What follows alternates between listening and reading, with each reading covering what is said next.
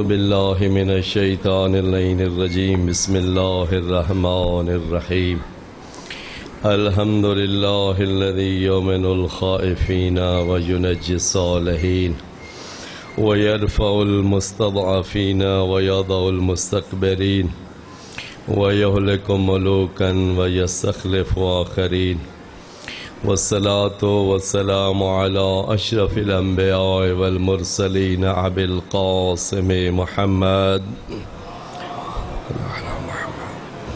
وعلى أهل بيته الطيبين الطاهرين المعصومين واللعنة الدائمة على أعدائهم من يوم عداوتهم إلى قيام يوم الدين أما بعد فقد قال الإمام الصادق عليه السلام بسم اللہ الرحمن الرحیم فعذر فی الدعاء ومنح النصحا وبادل مہجتہ فیک لیستنقذ عبادک من الجہالہ وحیرت الضلالہ وقد توابر علیہ من غرته الدنیا وباع حظہ بالارذل الاقصی. صلوات پڑھیں محمد وآل محمد کے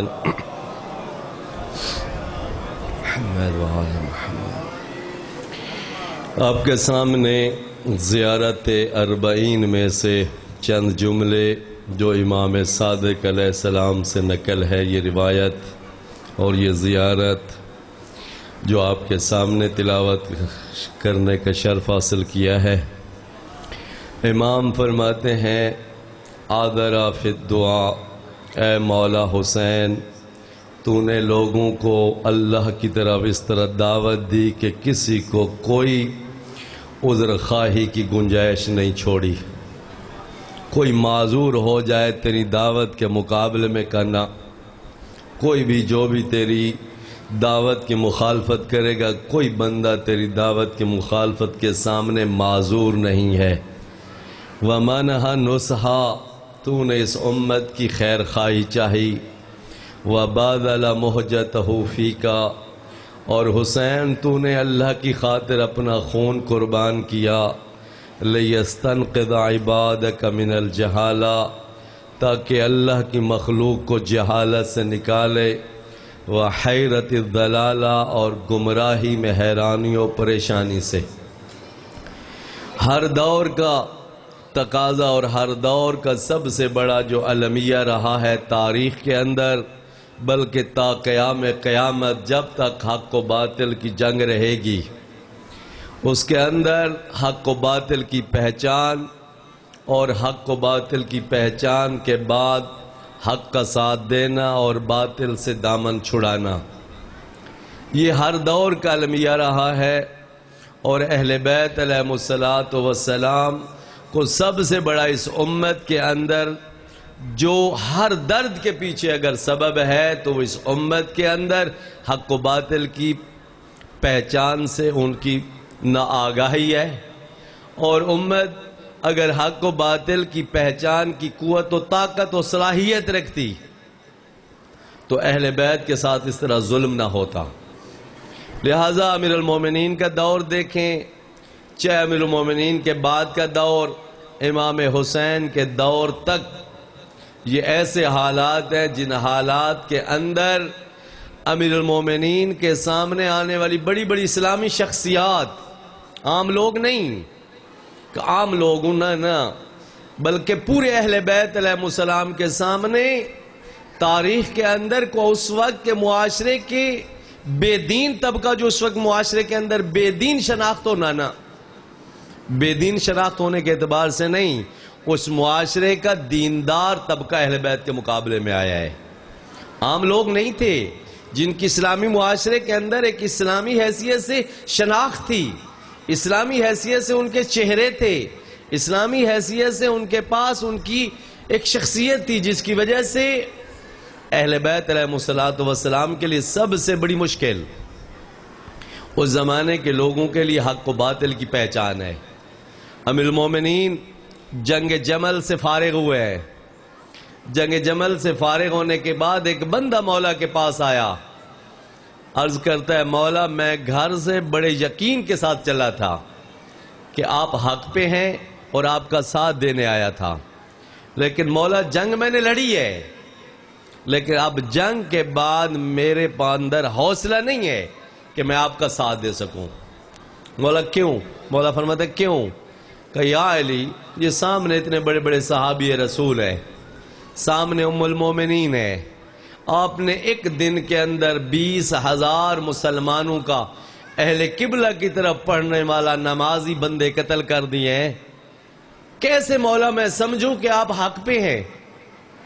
امیر المومنین نے جو اس کو جواب دیا، مصر کا پروفیسر طہ حسین کی کتاب علی و بنو ہو، اس کے اندر وہ نقل کرتا ہے کہ امیر المومنین نے کہا انک لملبوس علیک ان الحق والباطل لا یعرفان باقدار الرجال۔ مولا فرماتے ہیں حق و باطل کی پہچان میں تو بہت بڑے التباس اور اشتباہ کا شکار ہے۔ کبھی حق و باطل شخصیات کے ذریعے سے نہیں پہچانے جاتے کہ فلاں شخصیت ہے تو لہٰذا میں اس کے ساتھ ہو جاؤں گا تو حق پہ ہو جاؤں گا، کرنا ان الحق والباطل لا یعرفان باقدار الرجال، شخصیات کے قد کاٹ سے حق و باطل نہیں پہچانے جاتے۔ اعرف الحق تعرف اہلا، پہلے حق پہچان پھر اہل حق تجھے خود بخود نظر آ جائیں گے۔ اعرف الباطل تعرف اہلا، پہلے باطل پہچان کہ باطل کیا ہے۔ حق اور باطل کی پہچان اصولوں کے ذریعے سے ہوتی ہے، شخصیات کے ذریعے سے نہیں ہوتی۔ لہٰذا اس امت کے اندر اگر حق و باطل کی شناخت تاریخ کے اندر یا آج کے زمانے کے اندر لوگ اس سے غافل ہیں اور نہیں سمجھ سکتے اور صحیح حالت کا اندازہ نہیں کر سکتے، تو کیوں لوگ حق و باطل کی پہچان میں شخصیات کے پیچھے جاتے ہیں؟ فلاں شخصیت کا قد بلند ہے، فلاں شخصیت قد بلند رکھتی ہے، لہذا اس بنیاد پہ یہ حق ہوگا۔ مولا فرماتے ہیں نہ، حق و باطل کی پہچان کبھی بھی شخصیات کے ذریعے سے نہیں ہو سکتی۔ شخصیات کے ذریعے سے تو نے حق پہچاننے کی کوشش کی ہے، لہذا شخصیات کے اعتبار سے یہ حال ہوگا تیرا۔ تو لہذا سب سے بڑا عالمیہ ہر دور کے اندر حق و باطل کی پہچان ہے۔ امام جعفر صادق فرماتے ہیں اے مولا حسین، آپ نے اس امت کو حق و باطل کے میدان میں اس طرح روشن میدان دکھایا ہے کہ ان کو جہالت سے نکال دیا ہے، اور جو پریشان تھے گمراہیوں کے اندر، اب ان کے اندر یہ پریشانیاں اور یہ چیزیں ساری تو نے اپنے خون کے ذریعے سے ختم کر دی ہیں، اپنی شہادت کے ذریعے سے ختم کر دی ہیں۔ تو لہٰذا امام حسین ہر زمانے کے اندر حق و باطل کا معیار ہے، حق و باطل کے اصول دیتا ہے، حق و باطل کے اصول کے اعتبار سے پہچان ہوتی ہے۔ اچھا، حق و باطل کی پہچان میں موانع کیا ہے؟ کیوں انسان کو حق و باطل کی سمجھ نہیں آتی؟ ایک سمجھدار انسان زندگی کے ہر میدان کے اندر، ڈاکٹر کے میدان میں، طب کے میدان میں اسے پتہ چلتا ہے فلاں ڈاکٹر اچھا ہے، فلاں صحیح نہیں ہے۔ انجینئرنگ کے میدان میں اسے پتہ چلتا ہے فلاں انجینئر اچھا ہے، فلاں نہیں ہے۔ گھر بنانا ہو، مستری بے ایمان ہے، ایماندار ہے، اس کا پتہ چلتا ہے۔ ٹھیکیدار کے بارے میں پتہ چلتا ہے یہ صحیح ہے نہیں ہے۔ پٹواری کے بارے میں پتہ چلتا ہے یہ صحیح ہے نہیں ہے۔ دین کے معاملے میں مومن کو کیوں نہیں پتہ چلتا کس کے پاس دین ہے، کس کے پاس دین نہیں ہے؟ کیوں نہیں پتہ چلتا؟ اس کے اسباب ہیں۔ ان اسباب میں سے پہلا سبب جو روایات کے اندر ہے، امیر المومنین نے بیان کیا ہے، جو بندہ خواہش پرست ہوگا وہ بندہ کبھی بھی حق پرست نہیں ہو سکتا۔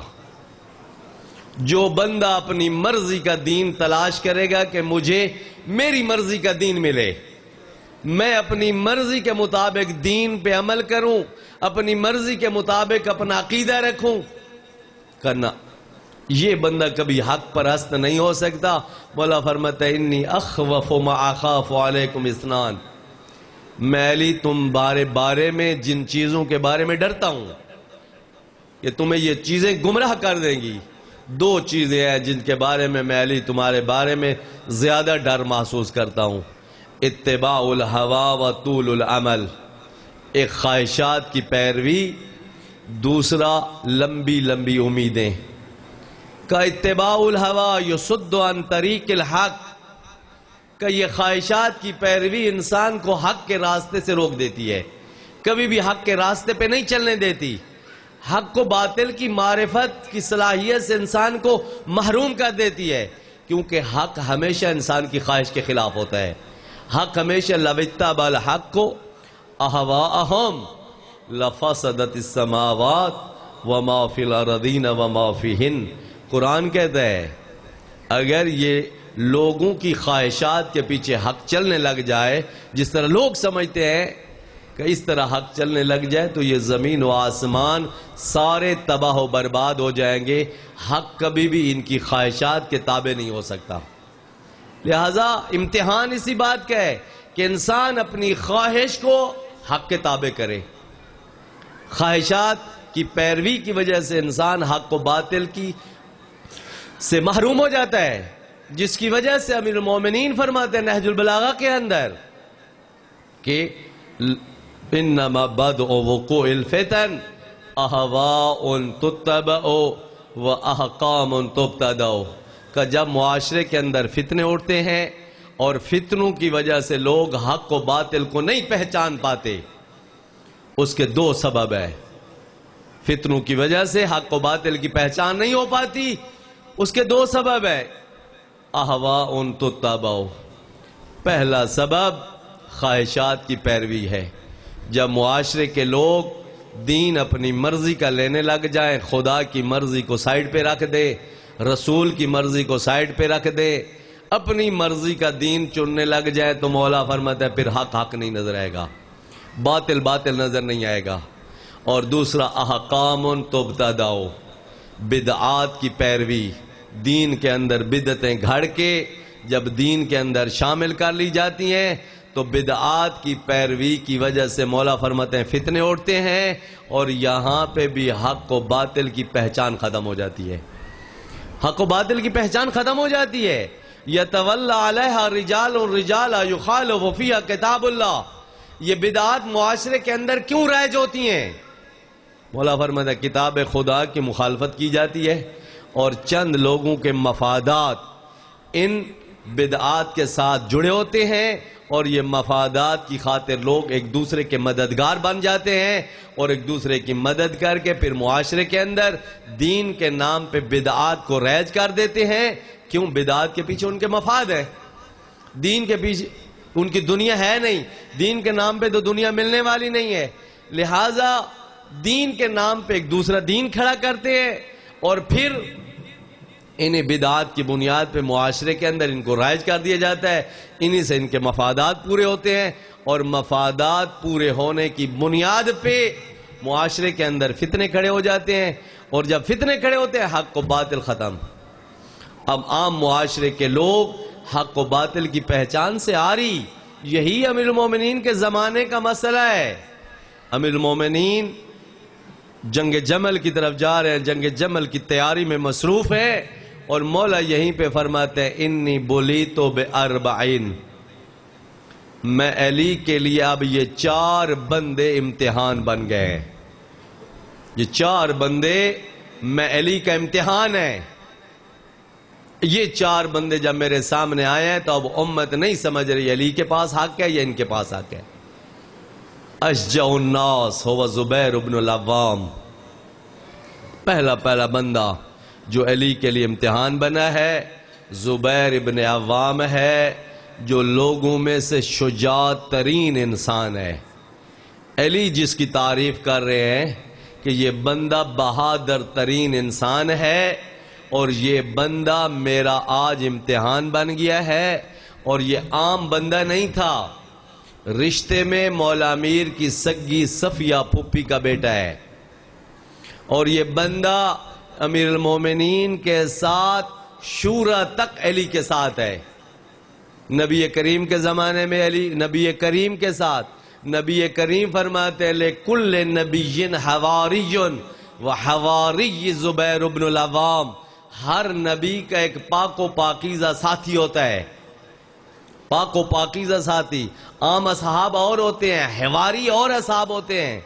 حوار پاک و پاکیزہ ساتھی کا میرا پاک و پاکیزہ ساتھی زبیر ابن عوام ہے.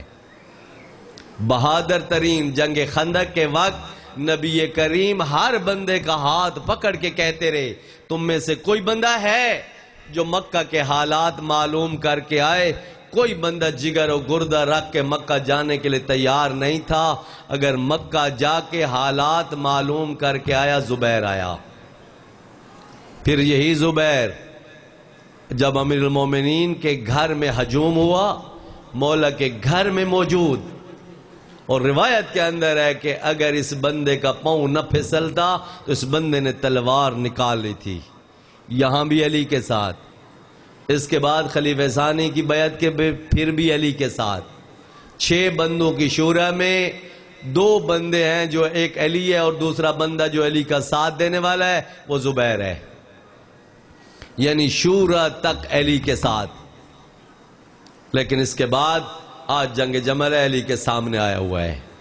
اتنا روشن ماضی، اتنا روشن دیندار آج علی کے سامنے ہے، اور امت کیسے فیصلہ کرے؟ علی کے پاس حق ہے، یہ زبیر کے پاس حق ہے. ادھن الناس واسخ الناس طلحۃ عبید بن عبداللہ، دوسرا بندہ میں علی کے لیے جو امتحان بنا ہے اس وقت کا اسخ الناس، لوگوں میں سے سخی ترین انسان، سخاوت کا پیکر، وہ ادھن الناس، بڑا سیاست مدار چالاک انسان، وہ طلحہ ابن عبید اللہ ہے کہ یہ بندہ بھی اب میرے سامنے آ گیا ہے، جس کا ماضی بڑا روشن، صحابی رسول علی کے سامنے. اور علی مان رہے ہیں یہ بندہ سخی ہے. اور عمومی طور پہ لوگ سخیوں کی خوشامد کرتے ہیں، سخیوں کی تعریفیں کرتے ہیں. تو یہ سخی ترین بندہ آج علی کے سامنے ہے. کوئی مورخ ان کی تعریفیں نہیں کر رہا، علی خود بیان فرما رہے ہیں کہ یہ بندہ بھی آج میرے سامنے ہے. تیسرا بندہ اسرع الناس الی فتن، یعلا ابن منیا. یعلا ابن منیا یہ یمن کا سربراہ تھا. خلیفہ ثانی کے دور کے اندر یہ بندہ یمن کا سربراہ بنا. خلیفہ ثالث کے سارے دور میں یہ یمن کا سربراہ رہا. اسی زبیر کا یہ داماد ہے، زبیر کی بیٹی اس کے گھر ہے.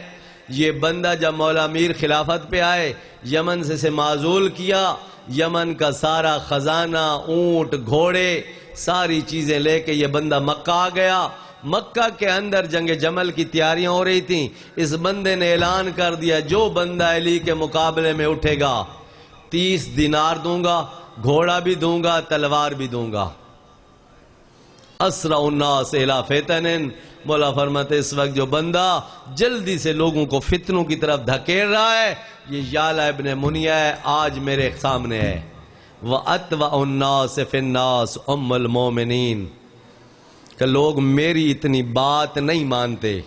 مولا فرما رہے ہیں اتوع الناس، لوگوں میں سب سے زیادہ جس بندے کی بات سنی جاتی ہے اور لوگ جس بندے کی بات سنتے ہیں مجھ سے بھی زیادہ، یہ ام المومنین ہے، رسول کا حرم ہے، خلیفہ اول کی بیٹی ہے. آج یہ بھی علی کے سامنے ہے. ان 4 شخصیات کے یہ تعارف ہیں. ان شخصیات، ان چہروں کے ساتھ، اس میزان کے ساتھ یہ بندے آج علی کے سامنے کھڑے ہوئے ہیں. امت کے لوگ پریشان ہیں کس طرف جائیں. علی وہ جنگ لڑوانا چاہ رہے ہیں جو آج تک کسی نے یہ جنگ لڑی نہیں ہے، کیونکہ پہلا شبہ علی کے سامنے موسیٰ عشری نے، حسن بصری نے، بڑے بڑے صحابہ رسول نے یہ کھینچا کہ علی اہل قبلہ کے خلاف تمہیں جنگ لڑا رہے ہیں. آج تک مسلمانوں نے مسلمانوں کے خلاف تلوار نہیں چلائی اور نہ چلی تھی. آج پہلی مرتبہ علی تلوار چلوانا چاہ رہے ہیں. ایک عام مسلمان کس ایمان کے ساتھ، کس جگر کے ساتھ، کس گردے کے ساتھ علی کا ساتھ دے اور سامنے اتنے بڑے دینداروں کی گردنیں کاٹے. یہ حالات تھے جن حالات کے اندر لوگ شک و شبے کا شکار ہو گئے. اس حالت کا شکار ہو گئے. جنگ صفین کی تیاری ہے، دونوں طرف سے لشکر آمنے سامنے ہیں.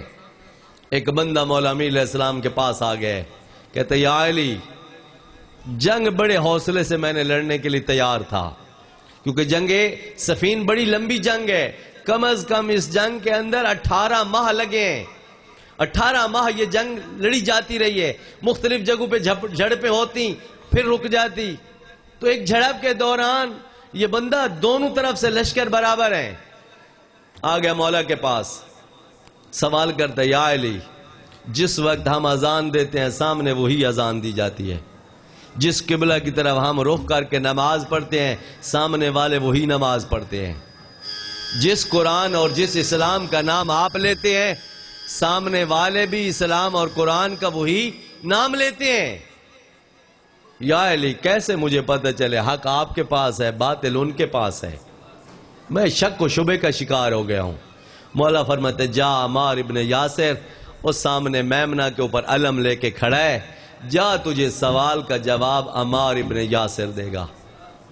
یہ سیدھا بندہ آیا عمار ابن یاسر کے پاس، سوال کیا یہی، عمار ابن یاسر کہتا ہے یہ سامنے والا بندہ جس کے ہاتھ میں یہ سفید جھنڈا ہے، کیا اس بندے کو پہچانتا ہے؟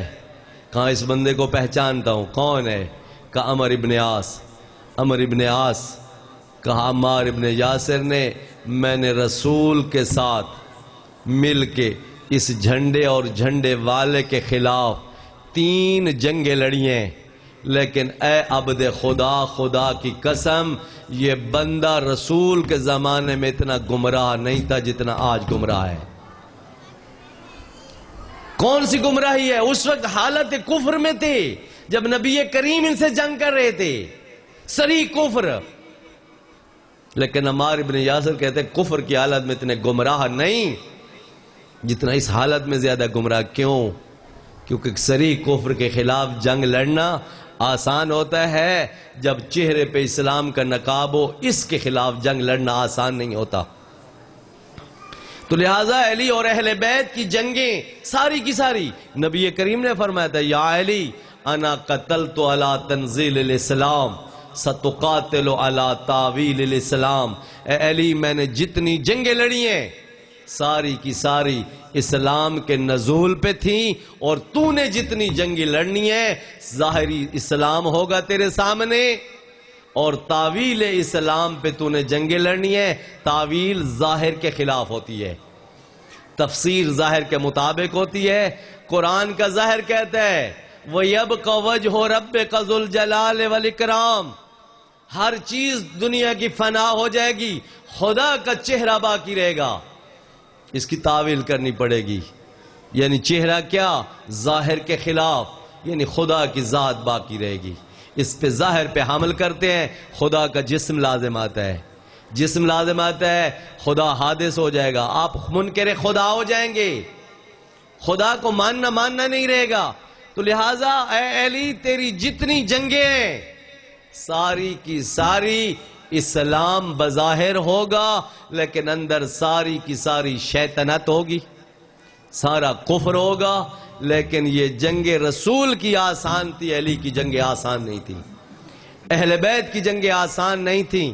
تو لہٰذا امام حسین کو امام جعفر صادق یہی فرما رہے ہیں، تو نے اے مولا اپنا دین یہ اپنی جان قربان کر کے اس امت کو جہالت سے نکال دیا ہے کہ حسین کی شہادت کے بعد اب کوئی بندہ نہ بنی امیہ اور بنی امیہ حتیٰ کہ بنی عباس، ان کے چہروں کے اوپر بھی پڑے ہوئے نقاب اور ان چیزوں سے اہل بیت نے ان کو اتنی بصیرت دے دی کہ زمانے کا ہر انسان اس کربلا کے میدان میں حسین نے یہ نہیں کہا کہ تم لوگوں کو پتہ نہیں ہے حق کہاں ہے باطل کہاں ہے، نہیں، امام علیہ السلام نے فرمایا الا ترون ان الحق لا يعمل به والباطل لا يتناهى عنه۔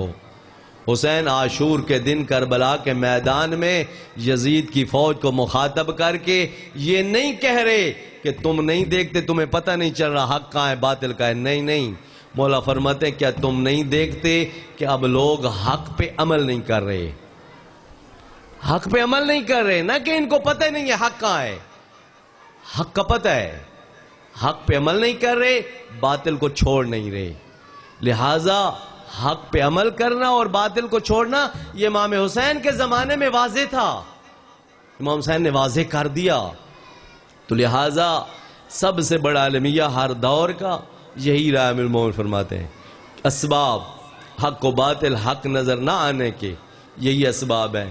جب زمانے کے لوگ خواہش پرست بنتے ہیں، خدا کے دین کو اپنی مرضی اور خواہشات کے مطابق ڈھالنے کی کوشش کرتے ہیں، کہ ان لوگوں کو کبھی حق باطل کی پہچان نہیں ہوگی۔ یہ اپنی خواہشات کی روشنی میں حق دیکھنا چاہتے ہیں، کہ ان کو خواہشات کی روشنی میں کبھی حق نہیں ملے گا۔ دوسرا، بدعات جب معاشرے کے اندر دین کے لباس میں پیش کی جاتی ہیں، کہ اس مقام پہ بھی لوگوں کو حق و باطل کی پہچان ختم ہو جاتی ہے۔ سب لوگ سمجھتے ہیں اللہ کا دین یہی ہے، یہی سمجھتے ہیں اللہ کا دین اسی پہ عمل ہو رہا ہے۔ تو لہٰذا اسی لیے مولا فرماتے ہیں لو ان الحق خلص من مزاج الباطل لم یخف علی المرتادین۔ مولا فرماتے ہیں اگر یہ حق باطل کی ملاوٹ سے پاک ہوتا، کیا کیا جاتا ہے معاشرے کے اندر جس کی وجہ سے حق نظر نہیں آتا، حق کے خلاف اتنا پروپیگنڈا کیا جاتا ہے، حق کے خلاف اتنی تبلیغات کی جاتی ہیں، جس کی وجہ سے حق کے اندر پروپیگنڈے کی وجہ سے حق نظر نہیں آتا۔ مولا فرماتے ہیں اگر حق کے خلاف پروپیگنڈا نہ ہوتا تو ڈھونڈنے والوں پہ کبھی حق مخفی نہ ہوتا، حق پوشیدہ نہ ہوتا۔ حق پوشیدہ کیوں ہوتا ہے؟ حق کیوں چھپ جاتا ہے؟ کہ حق کے خلاف پروپیگنڈا ہوتا ہے، حق کے خلاف تبلیغات ہوتی ہیں۔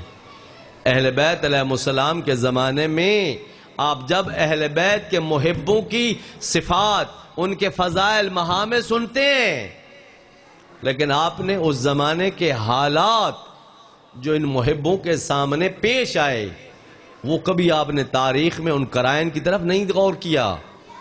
امام باقر علیہ السلام فرماتے ہیں میرے زمانے کے اندر، اس اسلامی معاشرے کے اندر، اسلامی امت کے اندر کسی بندے کے لیے یہودی کہلوانا آسان ہے، نصرانی کہلوانا آسان ہے، لیکن محب اہل بیت کہلوانا آسان نہیں ہے۔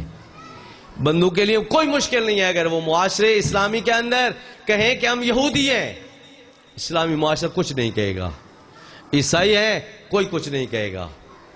زندیق ہیں، کوئی کچھ نہیں کہے گا۔ کہ جب بھی اہل بیت کا شیعہ یا محب ہونے کی حیثیت سے، کہ یہاں لوگوں کی زبانیں بند ہو جاتی ہیں، یہاں لوگ اپنا تعارف اہل بیت کا محب ہونے کی حیثیت سے کروائیں، اہل بیت کے شیعہ ہونے کے ناطے سے کروائیں کرنا۔ ان حالات میں ایسا ہو ہی نہیں سکتا، کیونکہ جس طرح آج آپ کے زمانے کے اندر ایک دہشت گرد ڈکلیئر بینڈ قوم، بنی امیہ کے زمانے میں اہل بیت کے محب بالکل بینڈ تھے، کوئی ان کی گواہی اسلامی عدالت میں قبول نہیں ہوتی تھی۔ فاسق ہیں، فاجر ہیں، رافضی ہیں، بیت المال سے ان کو کوئی راشن نہیں ملتا تھا، کسی جگہ کے اوپر جو ہے مسجد کے اندر ان کی گواہی قبول نہیں ہوتی تھی، مسجد کے اندر جو ہے وہاں پہ ان کو طعن و تشنیع کا شکار کیا جاتا تھا۔ تو چاروں طرف سے ان کے ساتھ جو حالات پیش ہوتے تھے، ان حالات کی وجہ سے مولا فرماتے ہیں اس زمانے کے اندر یہودی کہلوانا آسان ہے، لیکن شیعہ اور محب اہل بیت کہلوانا آسان نہیں ہے۔ کیوں؟ حق کے خلاف پروپیگنڈا ہے۔ اس طرح حق کے خلاف پروپیگنڈا ہے کہ جو آج تو زمانے میں کہتے ہیں نا علی حق، علی معلق والحق معلی، امیر المومنین کی شہادت کے بعد علی کی 90 سال کم از کم قبر علی کی پوشیدہ رہی، کسی کو پتہ نہیں تھا علی دفن کہاں ہے، امید ہی نہیں تھی کہ اسلامی معاشرے کے اندر، اسی کوفہ کے اندر جہاں محبان اہل بیت بھی ہیں، شیعہ بھی ہیں، کہ علی کی قبر کو کوئی محفوظ سکے گا۔ یعنی یہ بات ہے، اس حد تک وہ کوفہ کے حالات کس حد تک علی کے سامنے پیش آئے، یہی حق و باطل کی بنیاد پہ۔ اور تو اور کیا عرض کروں میں، امام حسن مولا کو جب واپس آئے نا، امام حسن کی ایک بیوی ہے، امام حسن کو مبارک دے کے کہتی ہے مبارک ہو تیرے بابے کے شر سے، خدا نے آج کوفہ والوں کو بچا لیا ہے۔ تیرے بابا کے شر سے اللہ نے کوفہ والوں کو آج سے بچا لیا، آج کے بعد کوفہ والے شر کا شکار نہیں ہوں گے۔ اسی وقت امام نے اس کو طلاق دی۔ یعنی کوفہ کے حالات اس حد تک علی اور علی جیسی شخصیت سے نفرت اور علی کے مد مقابل میں اس طرح کے حالات، تو یہ حالات کے اندر حق و باطل کی پہچان آسان نہیں ہے۔ مولا فرماتے ہیں حق کے خلاف پروپیگنڈا ہوتا ہے، لہذا پروپیگنڈے کی وجہ سے حق نظر نہیں آتا۔ دوسرا، لو ان الباطل خلص من لبس الحق لانقطعت عنہ السن المعاندین۔ مولا فرماتے ہیں ادھر باطل پرست کیا کام کرتے ہیں؟ باطل پرست اپنے باطل کو حق کا لباس پہنا دیتے ہیں۔ حق کا لباس ہے اوپر، نیچے سارا باطل ہے، نیچے سارا کفر ہے، نیچے ساری شیطان پرستی ہے، لیکن اوپر حق کا لباس ہے۔ کہ اگر اس باطل کے اوپر یہ حق کا لباس نہ پہناتے نا تو یہ باطل کی جو نشر و اشاعت کرنے والی زبانیں ہیں ان کا میڈیا مولا فرماتے بند ہو جاتا۔ یہ باطل کو کیوں پھیلاتے ہیں؟ باطل معاشرے کے اندر کیوں پھیل جاتا ہے؟ باطل معاشرے کے اندر کیوں لوگوں کے اندر مقبول ہو جاتے ہیں اور لوگ اس کو قبول کرنے لگ جاتے ہیں؟ مولا فرماتے ہیں سبب یہ ہوتا ہے کہ حق کا لباس اوپر ہوتا ہے، اس حق کے لباس کی وجہ سے یہ باطل نظر نہیں آتا، اور پھر اس وجہ سے حق ختم ہو جاتا ہے، باطل معاشرے کے اندر رائج ہو جاتا ہے۔ یؤخذ من ھذا ذکس ومن ھذا ذکس فیمزجان۔ چوتھا سبب کیوں حق نظر نہیں آتا؟ مولا فرماتے ہیں معاشرے میں ہر بندے کے پاس دو جھنڈے ہوتے ہیں، ہر بندے کے پاس اس کی مٹھی میں حق بھی ہوتا ہے باطل بھی ہوتا ہے۔ جب بھی حق کی بات کرو وہ بندہ حق والا جھنڈا آگے لے آتا ہے، جی میں حق پہ ہوں، دیکھو میرے پاس حق کا جھنڈا ہے۔ جب حق کے اصولوں کی بات کرو وہ بندہ وہی حق والی مٹھی سامنے لے آتا ہے، کیونکہ باطل کی مٹھی تو اس نے چھپائی ہوتی ہے، دوسرے ہاتھ میں اس کو باطل ہوتا ہے، ایک ہاتھ میں حق ہوتا ہے۔ تو لہٰذا اس زمانے کے اندر جب معاشرے کے لوگ حق کا ہاتھ بھی ڈالے ہوئے ہوں، ہاتھ میں باطل بھی ڈالے ہوئے ہوں، حق کا جھنڈا بھی ان کے ہاتھ میں ہو، باطل کا جھنڈا بھی ان کے ہاتھ میں ہو، کہ اس زمانے میں پھر حق و باطل حق کا پتہ نہیں چلے گا۔ پھر یستولی الشیطان علی اولیائہ، مولا فرماتے شیطان اپنے دوستوں پہ چھا جاتا ہے، اور شیطان پرستی معاشرے کے اندر چھا جاتی ہے۔ کیوں؟ اس لیے کہ ہر بندے کے پاس دو جھنڈے ہیں، ہر بندے کے ہاتھ میں حق بھی ہے باطل بھی ہے۔ جب بھی حق و باطل کا معیار پیش کرو وہ حق والا ہاتھ لے کے سامنے، حق والا جھنڈا سامنے لے کے آ جاتا ہے، دیکھو جی میرے پاس حق ہے، میں علی کی ولایت کا قائل نہیں ہوں، میں علی کا ذکر کرنے والا نہیں ہوں۔ تیرے ممبر کے اوپر آنے والے ذکر حسین کرنے والے کبھی کسی کے سامنے یہ چیز مخفی ہے کہ کون حسین کا ذاکر نہیں ہے، کون حسین کے نام پہ رونے والا نہیں ہے، کون حسین کے نام پہ رولانے والا نہیں ہے۔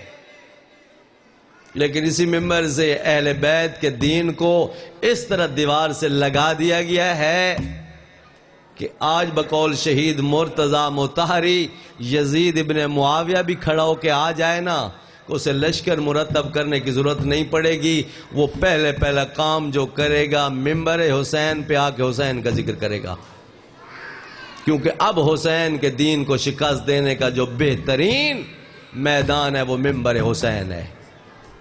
آج نہ حسین کا ذکر، حسین کے نام پہ، حسین کے ذکر پہ پورے حسین کے دین کو دیوار سے لگا دیا گیا، اور مومنوں کو پتہ نہیں ہے حسین کا دین ہے کیا۔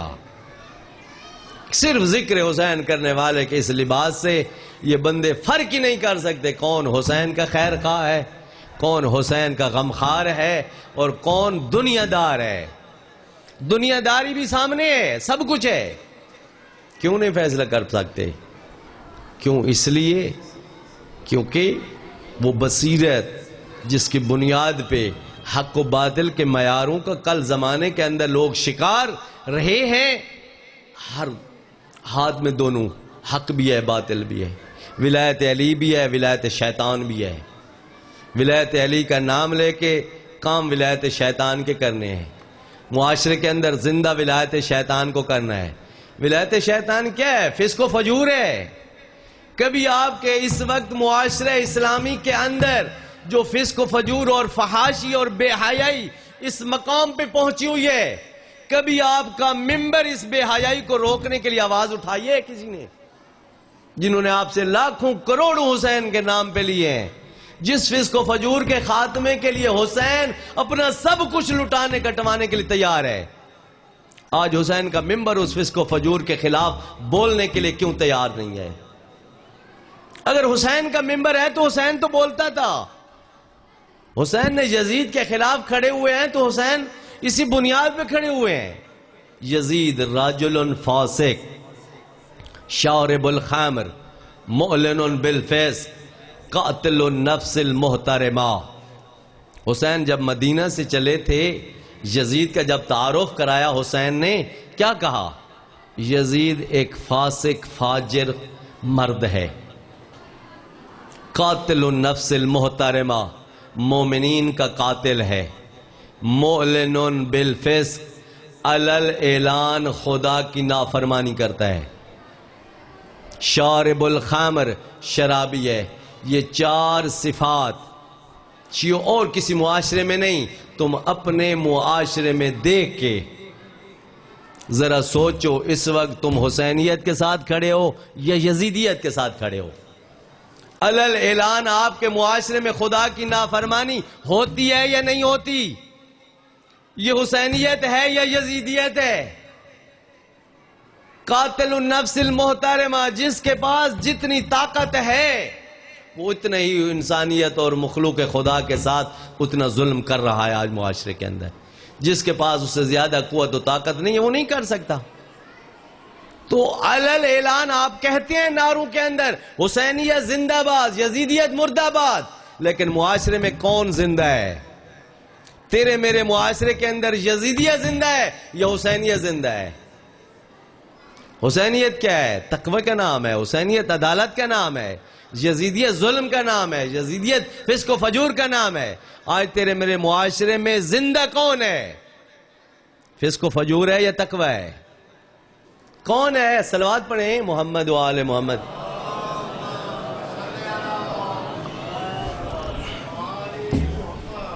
تو لہذا یہ حق و باطل ہے۔ آپ جو حسین لے کے چل رہے ہیں نا، جو علی لے کے چل رہے ہیں نا، یہ علی اگر علی کے دور میں علی کے دشمنوں کے سامنے بھی پیش ہوتا ہے نا، اتنا علی کو وہ بھی مانتے تھے۔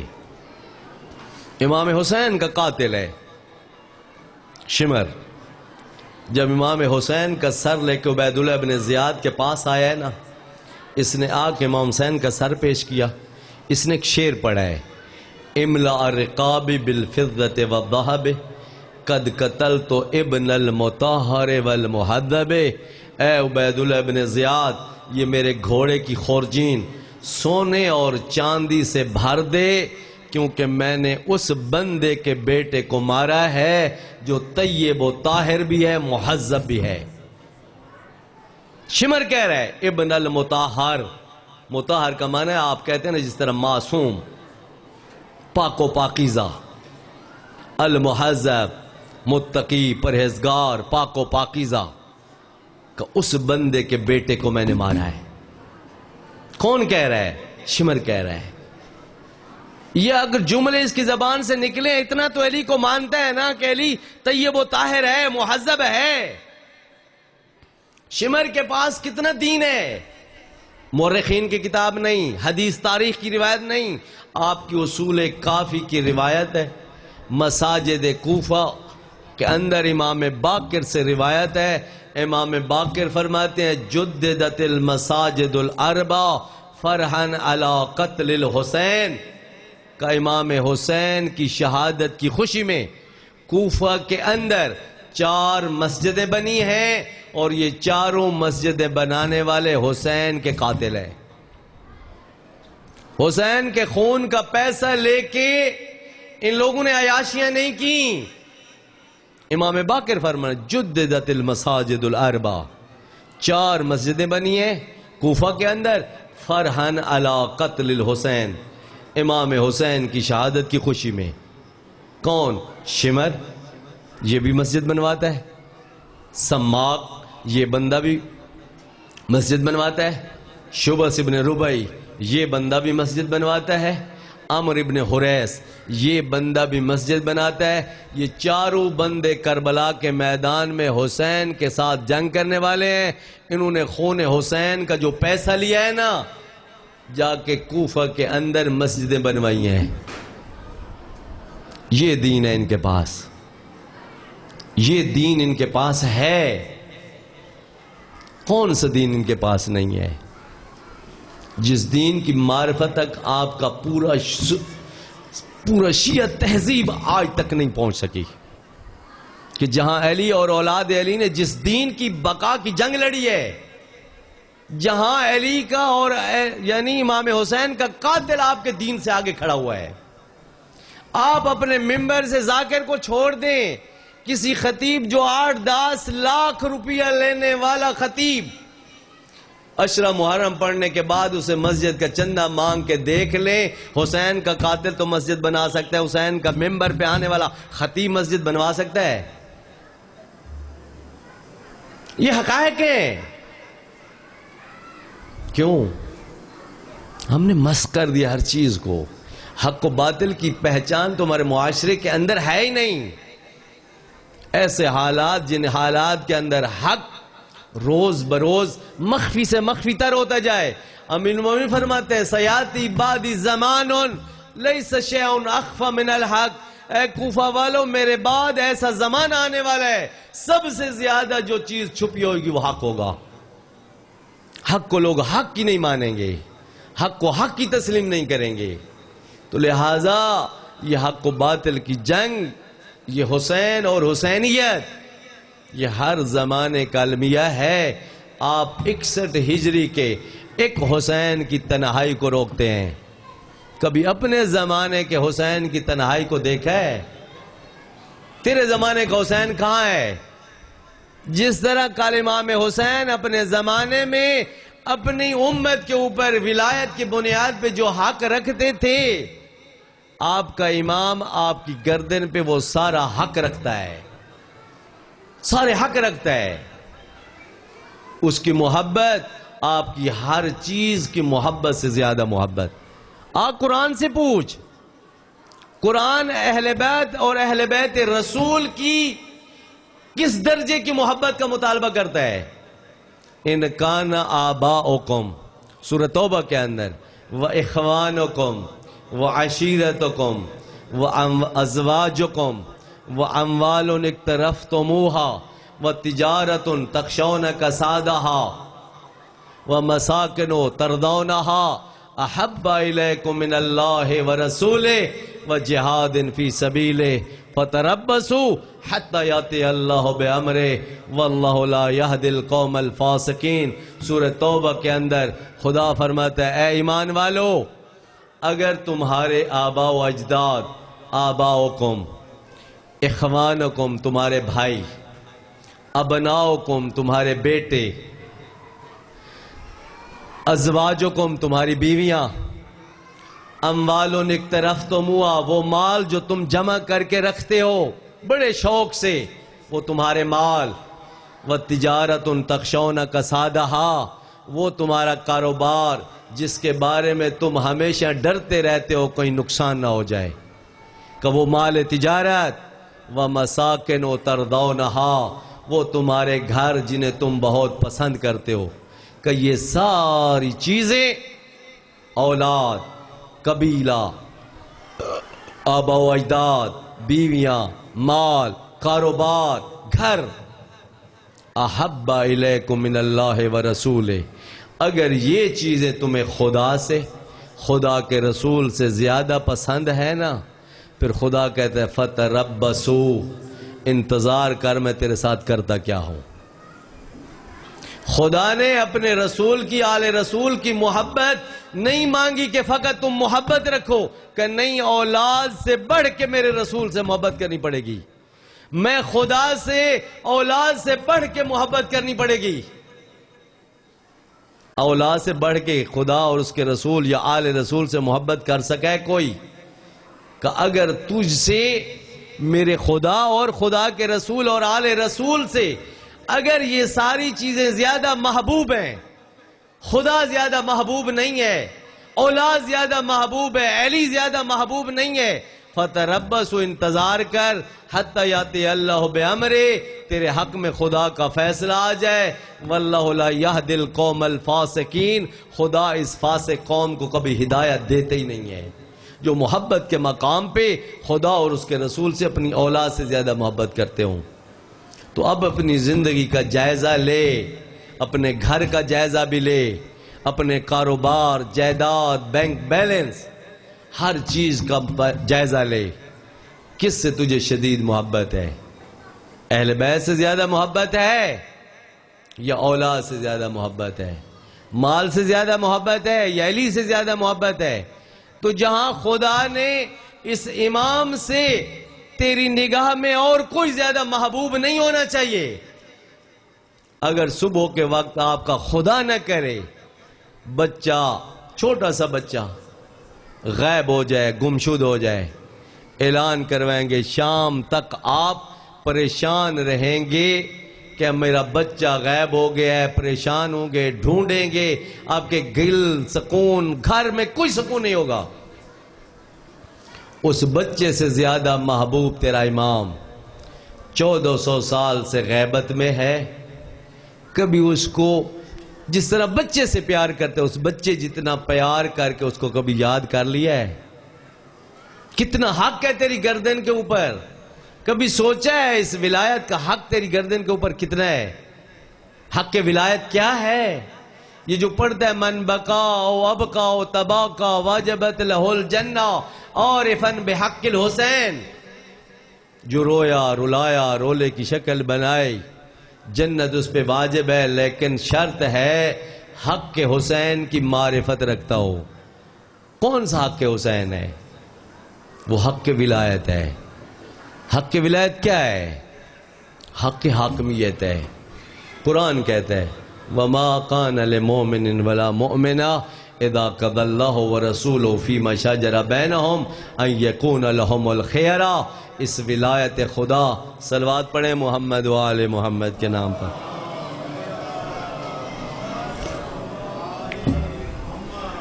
اور بھی صلوات پڑھیں محمد و آل محمد کے نام پر۔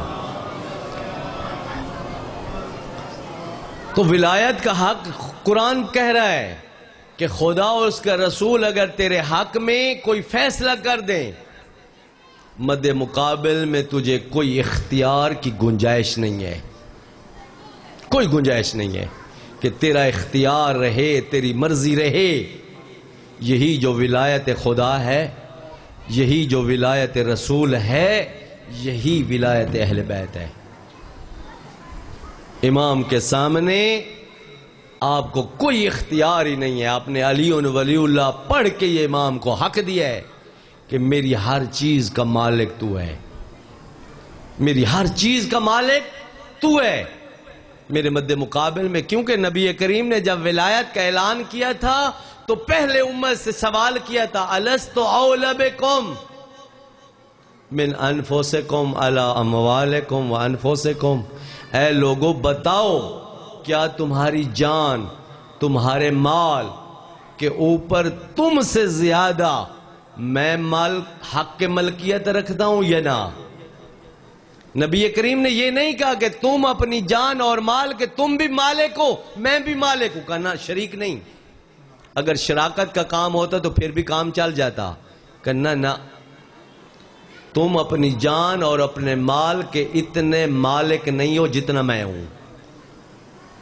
یہ ولایت ہے، یعنی آپ اپنی جان کے آپ مالک نہیں ہیں، آپ اپنے مال کے مالک نہیں ہیں جتنا آپ کا امام مالک ہے، اور وہ مالک ہے اور مرتے آپ اپنی مرضیاں ہیں، کماتے اپنی مرضی پہ ہیں، خرچ اپنی مرضی پہ کرتے ہیں، اور ہے ولایت۔ کہاں ولایت ہے؟ کس جگہ پہ ولایت ہے؟ ہاں یہ 2 تولے کی زبان ہے، یہ کہتی ہے ولایت ہے، باقی بدن کے اوپر ولایت نہیں ہے۔ تو خدا را ہر زمانے کے اندر یہی المیہ رہا ہے کہ لوگ حق و باطل کو نہیں پہچان سکے، اور آج کے زمانے کا بھی یہی المیہ ہے کہ حق و باطل کی پہچان نہیں ہے۔ اگر حق و باطل کی پہچان ہوتی تو آج آپ کے معاشرے میں خدا کے دین کی یہ حالت نہ ہوتی، قرآن کی یہ حالت نہ ہوتی۔ جو قرآن کی حالت ہے یہی سمجھ لو اہل بیت کی بھی یہی حالت ہے، کیونکہ قرآن اہل بیت کے شریک ہے۔ قرآن کہتے ہیں وہ السلام علیک یا شریک القرآن، کہتے ہو نا علی مع القرآن والقرآن مع علی، قرآن علی کے ساتھ ہے، علی قرآن کے ساتھ ہے۔ انہما لن یفترقا، نبی کریم فرماتے ہیں یہ قرآن اور علی کبھی جدا نہیں ہوں گے، حتی یارد علی الحوض، یہاں تک کہ حوض کوثر تک میرے پاس یہ علی اور قرآن اکٹھے آئیں گے۔ اب یہ رسول کی زبان سے نکلی ہوئی حدیث ہے، آپ نے سن بھی لی ہے، مانتا بھی ہے، ایمان بھی ہے۔ قرآن علی کے ساتھ ہے، علی قرآن کے ساتھ ہے، آپ کے ممبر پہ علی پیش ہوتا ہے، قرآن پیش ہوتا ہے، علی کے اوپر آپ خرچ کرتے ہیں، کبھی قرآن کے اوپر خرچ کیا ہے کہ آج قرآن کے اوپر محفل ہو رہی ہے؟ آپ کے دل میں علی کی محبت ہے، قرآن کی محبت ہے؟ اگر نہیں ہے تو یہاں قرآن علی سے جدا کیوں ہو گیا ہے؟ اگر قرآن علی سے جدا ہو گیا ہے تو یہ معاذ اللہ رسول کریم کی بات جھوٹی ہے، کیونکہ نبی کریم تو کہتے ہیں لن یفترقا، کبھی جدا نہیں ہوں گے۔ تیرے دل میں جو علی ہے قرآن سے جدا ہے، یہ کیوں جدا ہو گیا ہے؟ کیونکہ یہ وہ علی ہے نہیں جو رسول والا ہے، جو قرآن کا ساتھی ہے۔ یہ وہ علی ہے جو قرآن سے جدا کر کے آپ اپنے ذہنوں سے تخلیق کیا ہے۔ وہ علی اگر قرآن والا ساتھی ہوتا تو اگر علی تیرے دل میں ہوتا تو قرآن ضرور تیرے دل میں ہوتا۔ کیوں علی جدا ہو گیا ہے؟ تیری محفلوں میں علی کے ساتھ قرآن نہیں ہے، تیری مسجدوں میں قرآن کے ساتھ علی نہیں ہے، تیرے معاشرے میں علی علی ہے، قرآن نہیں ہے۔ یا رسول غلط کہہ رہے ہیں؟ نہ، رسول کی زبان تو ہو ہی نہیں سکتی، معاذ اللہ رسول جھوٹے ہوں۔ اور مدت بھی بتا دیا انہما لن یفترقا حتی یارد الی الحوض، قیامت تک علی قرآن جدا نہیں ہو سکتے۔ تو لہذا وہ علی مان جو قرآن کا ساتھی ہے، وہ قرآن تجھے بتائے گا علی کی حقیقت کیا ہے، علی کی شناخت کیا ہے۔ یہ دنیا داروں کا بنایا ہوا علی، مفاد پرستوں کا بنایا ہوا علی، جن کی دنیا اس علی سے جڑی ہوئی ہے، کبھی بھی تیری نگاہ کے سامنے اس علی کو نہیں آنے دیں گے جو قرآن کا ساتھی ہے۔ کیونکہ اگر وہ علی تیرے ممبر پہ آ گیا، دنیا داروں کی دنیا ختم، پھر یہاں دیندار چلیں گے، قرآن کے احکام زندہ ہوں گے، اور پھر تقوی زندہ ہوگا۔ تو لہذا خدا را حسین کی معرفت حاصل کر، اہل بیت کی معرفت حاصل کر۔ اللہ شاہد ہے آپ کے پاس، آپ کے معاشرے کے اندر اہل بیت کی 2 سے 5% معرفت ہے، 95% آپ کا معاشرہ، پوری شیعہ تہذیب اہل بیت سے جاہل ہے، نہیں ہے اہل بیت کا پتہ، اہل بیت کی شناخت ہی نہیں ہے، اہل بیت کی پہچان ہی نہیں ہے۔ صرف 5% سے زیادہ نہیں ہے آپ کے پاس، جو تاریخ کے اندر، کتابوں کے اندر، دین کے اندر، قرآن کے اندر اہل بیت موجود ہیں۔ ان اہل بیت کی آپ شناخت تک پہنچے ہی نہیں ہیں، آپ کے ممبر سے وہ پیش ہی نہیں ہوئے، کیونکہ یہ جس دن پیش ہونے لگ جائیں گے مجلسیں فیل ہو جائیں گی، اور آپ پہلے مجلس سنتے اسی بندے کی ہیں جو مجلس آپ کو کامیاب کر کے دے، پبلک کامیاب کر کے دے، بانی اسی بندے کو دعوت دیتا ہے جو مجلس کامیاب کر کے پڑھا کے سنا دے۔ جو علی قرآن کا ساتھی ہے، جب قرآن پڑھو گے مجلس فیل ہو جاتی ہے، اس علی کو پیش کرو گے تو مجلس کامیاب ہوگی؟ نہ، مجلس کامیاب نہیں ہوگی۔ اس علی کی عدالت پیش کرو گے، پھر علی کا ماتم ظالم چھوڑ جائیں گے۔ علی کا تقوی اس منبر کے اوپر پیش کرو گے، فاسق فاجر علی کی محفل کو چھوڑ جائیں گے، پھر فاسق فاجر کی اس محفل کے ساتھ جوڑ ہی نہیں ہو سکتا۔ علی کی عدالت اگر اس معاشرے سے، اس منبر سے زندہ ہوگی، ظالم کبھی بھی اس مقام سے علی کی عدالت نہیں سننا چاہے گا۔ تو لہٰذا اس علی کو تلاش کر، اس علی کو اور اس حسین کو زندہ کر اپنے ممبر سے، جو تیرے ممبر سے آج بھلا دیا گیا ہے۔ وہ علی، وہ اولاد علی۔ یہ دین اگر آسان ہوتا تو کربلا کے میدان میں حسین کے ساتھ زینب کھڑی نہ ہوتی، امت میں کچھ لوگ کھڑے ہوتے حسین کے ساتھ۔ تاریخ دیکھیں، علی کے ساتھ زہرا کھڑی ہوئی ہے، پوری امت خاموش ہے، کوئی امت کو کچھ بھی نہیں ہے، امت گھروں میں خوش ہے، ایک روتی زہرا ہے۔ کیوں روتی زہرا ہے؟ زہرا کو پتہ ہے میرے بابے کے دین کی جو شکل ہم مسلمان بناتے جا رہے ہیں، اب میرے بابے کی محنتیں ضائع ہونے والی ہے۔ 3 روایتیں ہیں، ایک روایت ہے 15 راتیں، دوسری روایت ہے 3 راتیں، تیسری روایت ہے 40 راتیں۔ 3 قسم کی روایات ہیں۔ رات کے پردے میں علی، حسن، حسین جناب زہرا کو ناقہ پہ سوار کر کے ہر دروازے پہ گئے، مدینہ کے ہر گھر بندے کے اوپر گئے۔ بعض روایات کے اندر ہے ہر بدری کے دروازے پہ گئے، ہر مہاجر کے دروازے پہ گئے۔ غدیر کا وہ اعلان یاد دلوایا، ہر مسلمان نے یہی جواب دیا، علی، زہرا اب خاموش ہو جائیے۔ اے علی، ہم قبیلے والے لوگ ہیں، ہم عرب ہیں، ہم ایک مرتبہ جس کو ہاتھ دے دیں اس سے اب ہاتھ نہیں اٹھا سکتے۔ علی، اگر آپ پہلے آ جاتے آپ کو ہاتھ دے دیتے۔ تمام مسلمانوں نے یہی جواب دیا۔ تو یہ کیا جواب ہے؟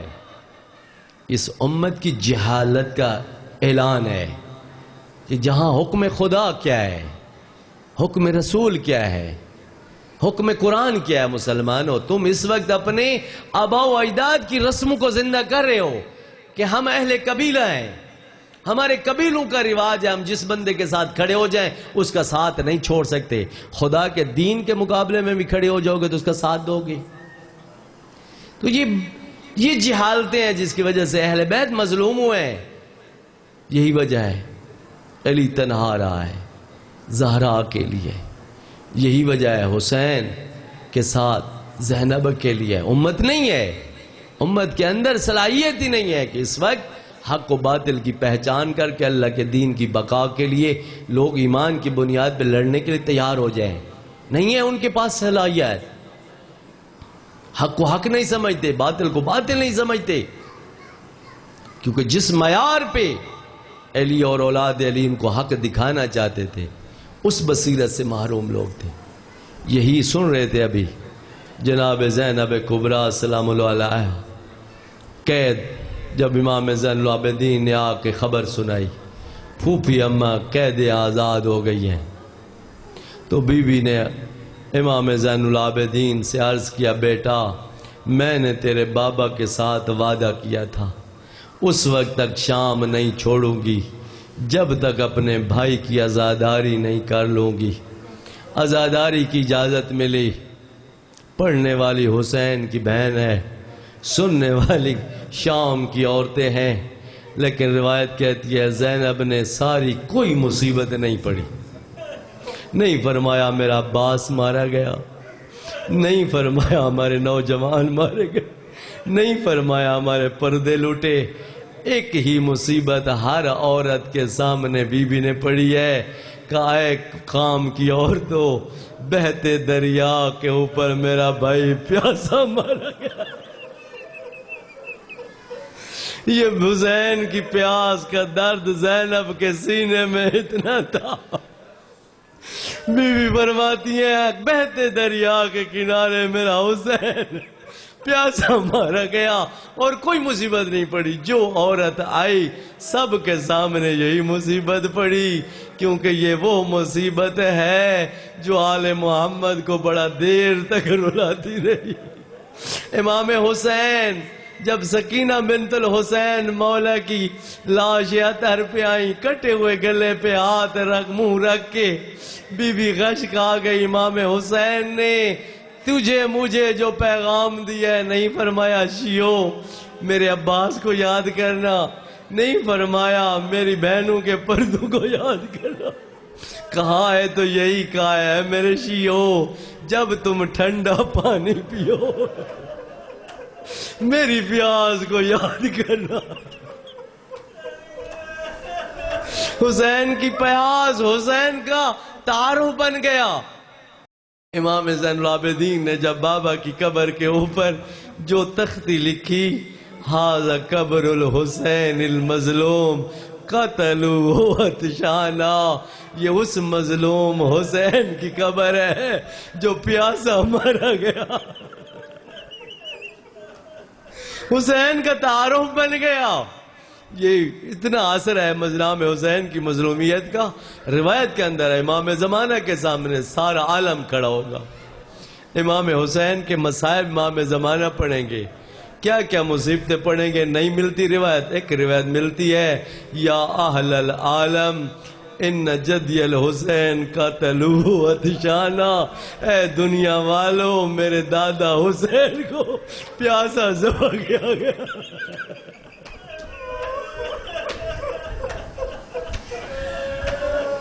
یہ حسین کی پیاس کا اثر ہے کہ حسین کی پیاس کو امام زمانہ روئیں گے۔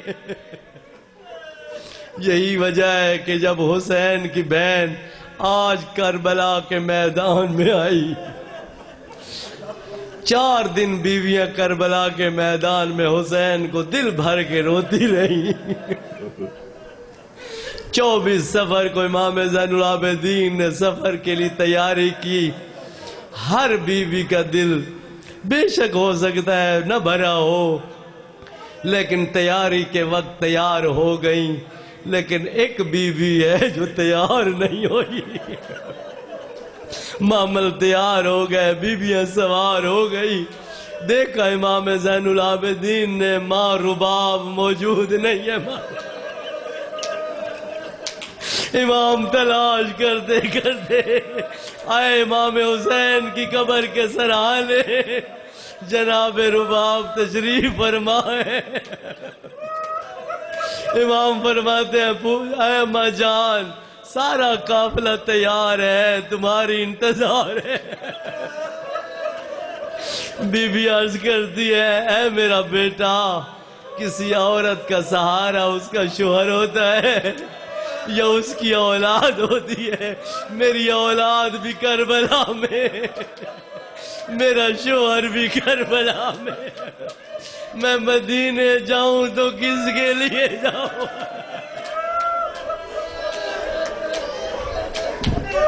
امام نے کوشش کی اپنی ماں کو تیار کرے، روایت کے اندر ہے بی بی نہیں اٹھی۔ بالآخر جناب زینب اور ام کلثوم آئی، ایک ہاتھ سے جناب زینب کبریٰ نے پکڑا، دوسرے ہاتھ سے جناب ام کلثوم نے پکڑا، سہارا دے کے رباب کو حسین کی قبر سے اٹھایا۔ جاتے ہوئے رباب نے کہا، حسین پتہ نہیں زندگی میں دوبارہ آ سکوں یا نہ آ سکوں، لیکن حسین تیرے ساتھ میرا وعدہ ہے، جب تک زندہ رہوں گی چھاؤں پہ نہیں بیٹھوں گی، جب تک زندہ رہوں گی میں ٹھنڈا پانی نہیں پیوں گی۔